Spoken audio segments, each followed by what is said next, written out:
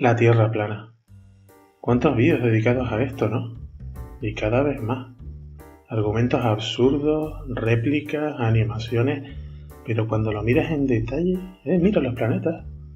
Pero esto está mal.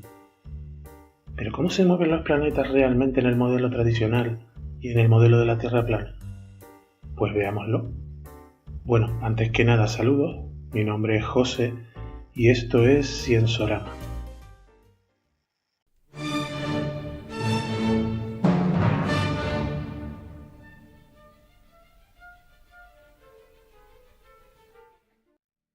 Si has llegado hasta este vídeo, lo más probable es que te hayas visto muchos otros sobre el modelo de la Tierra plana y algunos de los pros y de los contras. Algunos canales de divulgación importantes han dedicado tiempo y esfuerzo a tratar de refutar este modelo y desde mi punto de vista lo han hecho bastante bien, pero se centran en buscar el argumento definitivo, olvidando los pequeños detalles que los terraplanistas tanto les gusta esgrimir en contra del modelo tradicional. Otros canales más pequeños parecen estar prácticamente dedicados a responder a los terraplanistas, con todo tipo de argumentos, incluso llegan a acusarles de manipular información y contenido para avalar sus hipótesis. Y esta es mi aportación, aquellos detalles siempre observables relacionados con fenómenos astronómicos que cuestionan o incluso invalidan todo o parte del modelo de la Tierra plana. En este punto seguro que te estarás preguntando, ¿astronomía? Bueno, entonces vamos a hablar al menos en parte de la NASA, ¿no? Y si además eres terraplanista, ya estarás sacando el argumentario. Pero no tan rápido, vayamos por partes. Según la NASA, los planetas son, al menos en parte, esto.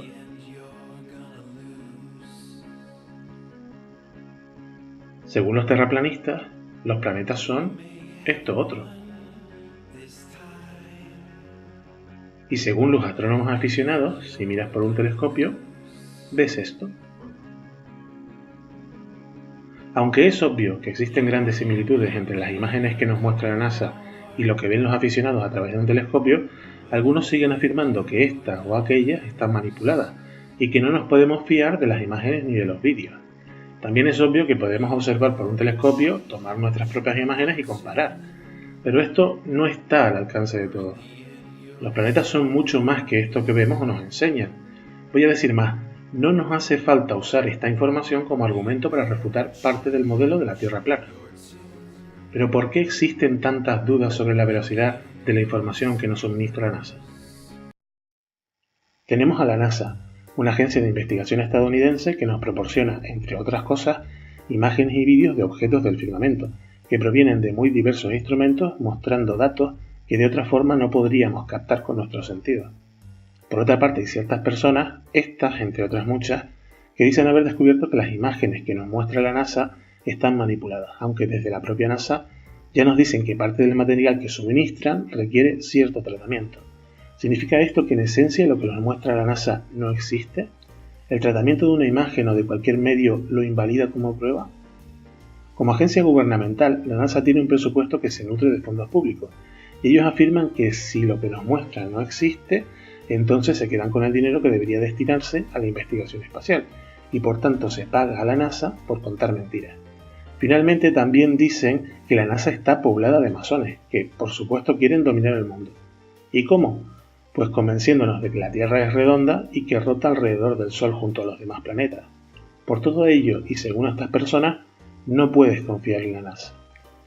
Claro está que esta línea argumental está llena de falacias, y para demostrar lo absurdo de estas afirmaciones, veámoslo desde otro punto de vista.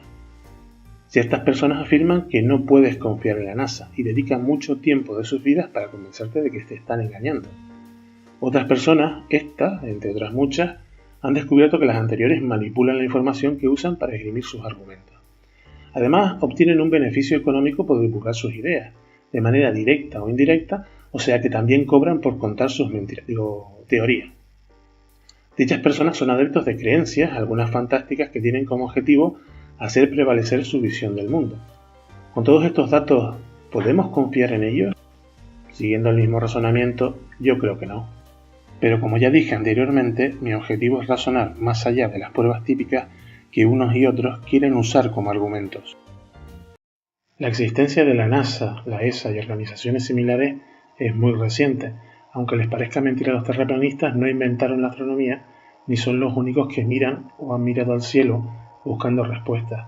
Los modelos astronómicos son muy antiguos. Los sumerios, los egipcios, los mayas y otras muchas culturas tenían el suyo propio. Algunos eran simples descripciones y otros tan complejos que casi nos cuesta entenderlos hoy en día. ¿Pero por qué? ¿Por qué les interesaba tanto la astronomía a las culturas antiguas? Bueno, la observación astronómica permite conocer las estaciones a través de la posición del Sol, la Luna, las estrellas en el cielo, lo cual era y sigue siendo muy importante en las labores de siembra, recolección o migración de especies que podían ser cazadas. El conocimiento astronómico, por tanto, nos permite medir el tiempo. Estas mismas culturas y muchas otras asignaron al comportamiento del cielo características menos prácticas basadas en el misticismo y la superstición. Si el cielo me dice cuándo tengo que plantar y recoger, ¿no podrá predecir también mi futuro? Bueno, probablemente no, pero esa es otra historia. Y a todo esto, ¿qué es un modelo? Pues es una representación de un sistema real, aunque no es el sistema en sí mismo. Posee algunas de sus propiedades y nos permite entender el funcionamiento de lo que está a nuestro alrededor. Los modelos se construyen de hipótesis y datos experimentales. Su validez depende de la reproducción del comportamiento de lo que se modela, además fuera de las hipótesis y de los datos iniciales que se usaron para su construcción. Por tanto, deben ser capaces de hacer predicciones, y cuando funcionan, forman parte de una teoría científica. Pero veamos un ejemplo. Este es el modelo desarrollado por Claudio Ptolomeo, basado en algunas ideas de Apolonio de Perga, y data del siglo I, y lo ha elegido por sus similitudes con el modelo de la Tierra plana. Ambos son geocéntricos, ponen a la Tierra en el centro y a todos los demás planetas, el Sol y la Luna, girando en torno a ella. Y más allá de los planetas tenemos en ambos las estrellas fijas en una esfera o en un domo. Pero también tienen sus diferencias, y la más importante que quiero destacar es que hace ya 2000 años, y seguro que mucho antes, los astrónomos se dieron cuenta, gracias al paralaje, que ninguno de los planetas, ni siquiera la Luna, podía estar cerca del suelo, al menos no tanto como aparece en el modelo de la Tierra plana. Otra razón para elegir este modelo como introducción es que presenta una geometría simple y puede ser descrito matemáticamente, pero lo más importante a destacar es que es un modelo construido mediante la observación meticulosa del cielo durante años. La visión imperante en la época era que el firmamento debía ser armonioso y perfecto, y por tanto los movimientos allá arriba debían ser descritos por la más perfecta de las trayectorias, el círculo. Pero la cosa era más complicada. El comportamiento más difícil de explicar de un planeta es su movimiento retrógrado. Siguiendo a Marte, por ejemplo, parece que sigue una trayectoria lineal, pero en un momento dado frena, empieza a moverse en sentido contrario, luego vuelve a dar la vuelta para continuar su camino. Para explicar este hecho, Ptolomeo añadió círculos dentro de círculos, llamados epiciclos, y como no era suficiente, también añadió ecuantes, excéntricas y muchos otros artificios sobre los que debían estar montados los planetas. Y aunque su modelo era lo suficientemente bueno como para predecir eclipses y fue utilizado hasta el siglo XVII a través de las tablas alfonsíes, fallaba en otros aspectos. Podemos decir que uno de los primeros en proponer lo que hoy llamamos modelo heliocéntrico fue Aristarco de Samos, pero la verdadera revolución en la astronomía no llegaría hasta el siglo XVI de la mano de este hombre, Nicolás Copérnico. Tras observar una conjunción triple de Marte, Júpiter y Saturno entre el año 1503 y 1504, pudo comprobar cómo el modelo de Ptolomeo fallaba en medio grado y 2 grados en predecir la posición de Marte y Saturno respectivamente. Al intentar mejorar el modelo geocéntrico, se dio cuenta que colocando al Sol en el centro podía explicar de una manera mucho más sencilla algunos aspectos del movimiento retrógrado. Pero los círculos se resistían a marcharse. No solo aparecían en la forma básica de sus trayectorias, sino que Copérnico tuvo que mantener algunos epiciclos, pues la observación dictaminaba que la velocidad de traslación de los planetas no podía ser constante. Por otra parte, los movimientos retrógrados tenían formas muy caprichosas y ni siquiera con el Sol en el centro se podían explicar completamente. Hasta que llegó este tipo, llamado Johannes Kepler, humilde e introvertido, obsesionado con la geometría que le llevó a construir un modelo inicial donde relacionaba los sólidos perfectos con las órbitas circulares de los planetas, pero no pudo hacerlo funcionar, porque simplemente era incorrecto. Y aquí viene la característica más admirable de Kepler. Fue capaz de desechar un modelo que no servía, aunque fuera suyo, y embarcarse en la búsqueda de otro que cumpliera mejor con las observaciones. aunque tuviera que olvidar los círculos y la perfección, un modelo basado en la observación y los datos fidedignos, como los obtenidos por este otro tipo, Tycho Brahe, un noble muy rico, extrovertido, geocentrista y con una gran capacidad para la observación y el manejo de instrumentos. Y aunque existían telescopios muy rudimentarios en esa época, los instrumentos que usó Brahe en sus observaciones eran mucho más simples, pero no por ello imprecisos. Para caracterizar la posición en el cielo de cualquier objeto, lo único que podemos medir son ángulos, puesto que desde nuestro punto de vista la Luna, el Sol y los planetas parecen estar proyectados en la esfera celeste. A priori no tenemos información sobre la distancia a la que se encuentran. Se puede crear un sistema de referencia para medir estos ángulos como si colocáramos una rejilla invisible sobre el firmamento. Aunque Kepler y Brahe intentaron trabajar juntos, nunca congeniaron, pues la desconfianza y sus diferencias pudo más que su interés común por comprender el firmamento. Pero aún así, tras la muerte de Brahe, Kepler pudo convencer a su familia para obtener los datos que había recopilado. Haciendo algunos cálculos, Kepler pudo además obtener algunas distancias a los planetas, claro está, relativas a la distancia entre la Tierra y el Sol.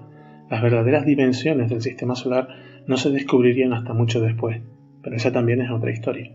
Junto con los datos de Brahe, pudo buscar trayectorias que coincidieran con las observaciones, y después de muchos errores encontró que una elipse, con el Sol centrado en uno de sus focos, coincidía con la órbita de Marte.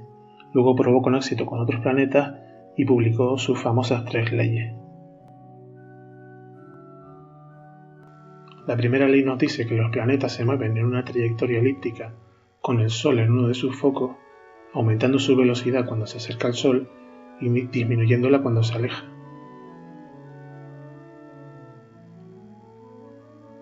La segunda ley dice que el radio vector que une un planeta con el Sol barre siempre áreas iguales en tiempos iguales.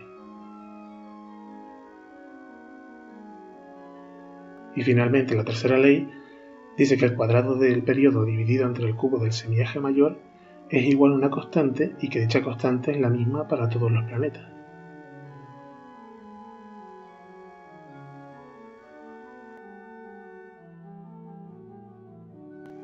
Pero ¿por qué las leyes de Kepler son leyes y no teoría? Lo cierto es que Kepler no sabía por qué se movían los planetas, solo había observado una serie de reglas que se cumplen siempre. Podemos pensar entonces que su modelo, aunque matemático, era solamente descriptivo. ¿Pero realmente lo era? La primera ley es puramente descriptiva, pero la segunda y la tercera dan mucha más información. Restringen el movimiento de los cuerpos en el sistema solar y no pueden tener cualquier velocidad, ni cualquier posición, ni cualquier periodo. Veamos un ejemplo de lo que podemos hacer con la tercera ley de Kepler. Si conocemos el periodo y el semieje mayor de un planeta, podemos conocer el valor de la constante, que como ya hemos dicho, podemos utilizar en todos los demás. Usemos como ejemplo la Tierra. Sabemos que su periodo es un año, y su distancia al Sol, que varía muy poco y que no es muy diferente al semieje mayor de su órbita, aunque no conocemos su valor exacto, le asignamos un 1.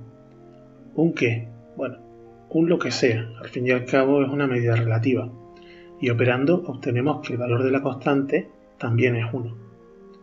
Ahora podemos hacer lo mismo con Marte. Sabemos su periodo porque podemos medirlo por el cielo y contar el tiempo que tarda en llegar al mismo punto, considerando que lo observamos desde un sistema móvil como es la Tierra rotando alrededor del Sol.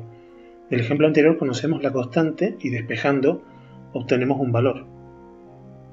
Y si lo comparamos con el valor real, vemos que no hay mucha diferencia. Mucho tiempo después, la unidad de referencia en la que hemos tomado recibiría el nombre de unidad astronómica, pero eso también es otra historia. Una trayectoria elíptica, como la de cualquier planeta, queda definida mediante un conjunto de 6 parámetros. Yo voy a elegir estos porque son más o menos fáciles de entender, pero existen otros conjuntos diferentes, aunque equivalentes.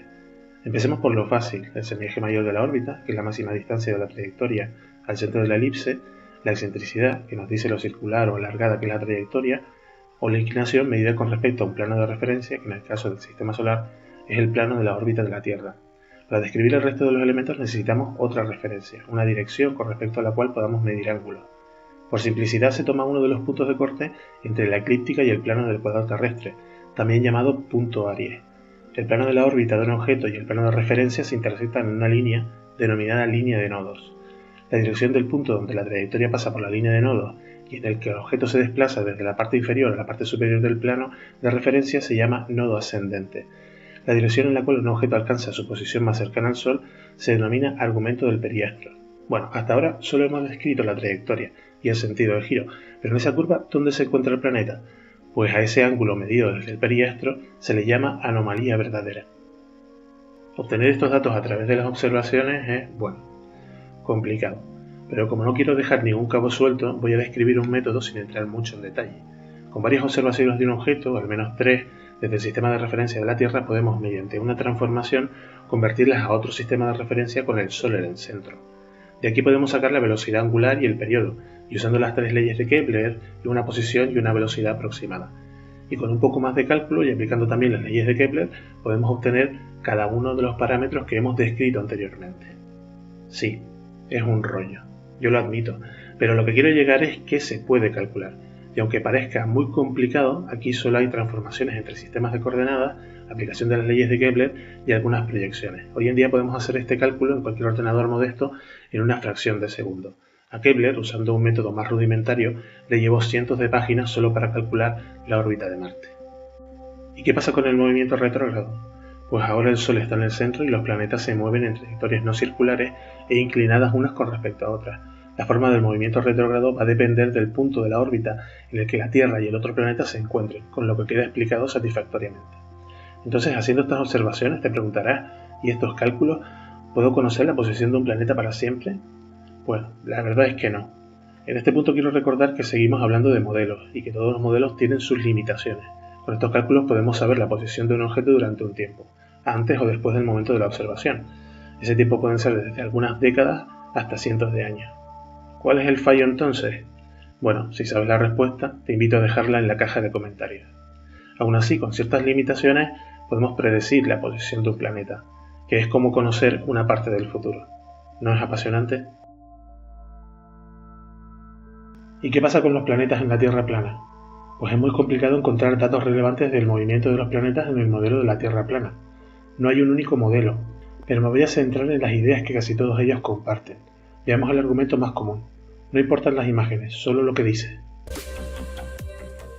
Como vemos, las grabaciones enseñan un alto nivel de detalle y de enfoque, algo que no sería posible si las estrellas se encontraran a trillones de kilómetros de distancia. Vemos también que los llamados planetas son prácticamente iguales a las otras estrellas. Esto es porque en realidad no son más que estrellas. La palabra planeta viene del griego planete, que significa vagabundo o errante. Las antiguas civilizaciones les dieron este nombre porque son estrellas que deambulan por el firmamento con un recorrido diferente a las demás. Todas las estrellas giran en el firmamento alrededor de la estrella polar, Polaris, la cual está siempre fija encima del polo norte magnético. Los planetas, en cambio, tienen un recorrido diferente al de las demás estrellas. Una vez hemos visto que estas luminarias no son como la NASA nos quiere hacer creer, cabe preguntarse qué son en realidad. Bien, usar la etimología para definir el comportamiento de los planetas es un argumento débil, vacío de contenido y completamente inútil. Es como si dijeran que están ahí, se mueven con respecto a las estrellas y poco más. No existen hipótesis y mucho menos un modelo que analizar. Otras supuestas explicaciones hacen referencia al número de planetas como prueba. Según ellos, el 7 es un número mágico. Hay 7 planetas porque hay 7 días de la semana, o es al revés. También buscan signos esotéricos al disponerlos en una forma particular, justificaciones cabalísticas, religiosas relacionadas con el fin del mundo, los colores del arco iris, los continentes y muchas otras cosas. Es evidente que son falacias, que no llegan ni a la altura de conjetura y que se quedan simplemente en dudosas afirmaciones. Y lo más aterrador es que aún no se han enterado que la Luna y el Sol no son planetas y que en total son más de 7. Aparte de la típica animación con la Tierra plana, el Sol y la Luna, existe otra que mostré al principio de este vídeo y que complementa la anterior. No estoy seguro de si es un fake o algo realmente creado por terraplanistas, pero guarda una gran semejanza con la mayoría de sus afirmaciones. Igualmente me sirve para discutir algunos aspectos inquietantes. Es evidente que los planetas no se mueven pegados al domo. De otra manera les costaría mucho explicar fenómenos como los tránsitos de Venus y Mercurio, que son hechos observables. La velocidad de traslación de los planetas parece ser constante, lo cual es imposible, pero no lo puedo asegurar debido a que la animación dura muy poco. Lo que sí puedo ver es que los periodos no coinciden. Al principio de la simulación vemos a la Luna y al Sol entre la conjunción y la cuadratura. A la mitad de la simulación vemos que están en oposición y finalmente vuelven a una posición relativa similar a la inicial. He contado 12 días, lo cual es menos de la mitad de cualquiera de los periodos lunares. También se puede observar que la animación sitúa al Sol en el trópico de Cáncer, es decir, en el verano boreal, y que desde el Polo Norte, donde los terraplanistas dicen que su modelo funciona muy bien, el Sol sigue una trayectoria diaria paralela al horizonte, y para un observador, algunos de los planetas mostrarían, según este modelo, una altura excesiva, pues hay que recordar que todos los planetas se mueven muy pegados a la eclíptica. Es otro hecho observacional, incluso considerando el movimiento retrógrado, ese ángulo es imposible. Y podría seguir, pero no. Voy a ir directamente al problema más grave que presenta este modelo, el paralaje. Como los planetas no se mueven pegados al domo y sus distancias al plano son del mismo orden que el tamaño del propio plano, ocurren cosas muy curiosas. Paremos el tiempo aquí mismo. 3 observadores sobre la Tierra, no necesariamente lejanos entre sí, verían a un planeta en 3 direcciones diferentes, al mismo tiempo. Como esas direcciones se pueden proyectar sobre el domo, los 3 observadores verían el planeta en constelaciones diferentes, con decenas de grados de diferencia y, repito, en el mismo instante. Eso es también sencillamente imposible. Quiero dejar claro que existe un paralaje observable para cada uno de los objetos del sistema solar, pero excluyendo la Luna y algunos objetos que se acercan eventualmente, es de unos pocos segundos de arco. El mismo argumento se puede usar para el Sol y la Luna, pero cuando vemos el Sol no podemos ver las estrellas y esto nos impide comprobar su posición relativa desde diferentes lugares. En el caso de la Luna, yo creo que los terraplanistas están tan obsesionados con tomar imágenes que demuestren que es una esfera translúcida que se olvidan de incluir en esas mismas imágenes la posición con respecto a las estrellas. El paralaje es un hecho observable, incluso podría ser usado para demostrar la forma real de la Tierra, pero eso también es otra historia. ¿Qué ocurre con los movimientos retrógrados? Pues si vamos a la página de la Sociedad de la Tierra Plana, nos encontramos esto. Epiciclos. Vaya, se han copiado el modelo de Ptolomeo. Ya sabemos que ese modelo es impreciso y no explica completamente el movimiento retrógrado. Bueno, resumiendo, lo que tenemos son argumentos absurdos, animaciones erróneas y explicaciones copiadas de un modelo que no funciona bien. Quiero enfatizar que un modelo es mucho más que una postura ideológica o una ambición social superior. Un modelo fundamentalmente es una herramienta. Partiendo de la base de que todos los modelos son incorrectos, aunque unos más que otros, podemos comparar 2 modelos en función de la precisión con la que explican los fenómenos de la realidad y de esta manera determinar cuál es mejor. Pero como esto ya lo han hecho y los argumentos y contraargumentos son conocidos, voy a ser más pragmático y voy a decir que todos los modelos son incorrectos, pero algunos son útiles. Tenemos por un lado la Tierra plana y por el otro la Tierra casi esférica. Ambos sistemas se basan en las mismas observaciones, pero en hipótesis muy diferentes. Ambos poseen un modelo que describe el comportamiento de los planetas en el cielo, pero estas descripciones no son equivalentes. La Tierra redonda y el modelo heliocéntrico, junto con las leyes de Kepler, nos permiten hacer predicciones y saber cuál va a ser, con mucha exactitud, la posición de Marte, por ejemplo, el año próximo. En el caso de la Tierra plana, debido a su constitución, lo que podemos predecir es algo como esto. Eso sí, muy contenta y orgullosa de sí misma. Tenemos, por tanto, un modelo útil y otro que no lo es. Aunque te parezca increíble, hemos llegado hasta este punto sin necesidad de hablar de la NASA. No he discutido la forma de la Tierra y, lo que es más importante, tampoco he hablado de la gravedad. Para ser sincero, sí y no, en realidad está por ahí escondida. Si sabes dónde, escribe tu respuesta en la caja de comentarios. Y esto ha sido todo. No quiero despedirme sin antes decirte que me gustaría conocer tu opinión, estés a favor o en contra, o te haya gustado o no este vídeo. De cualquier manera, no te pierdas el próximo episodio de Ciensorama.